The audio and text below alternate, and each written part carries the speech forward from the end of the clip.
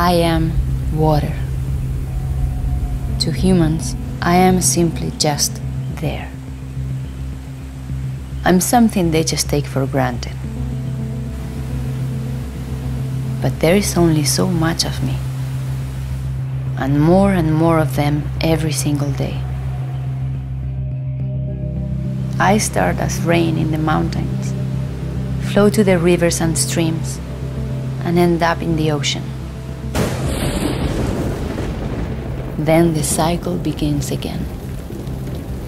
And it will take me 10,000 years to get back to the state I'm in now. But to humans, I'm just water, just there. Where will humans find me when there are billions more of them around? Where will they find themselves? Will they wage wars over me, like they do over everything else?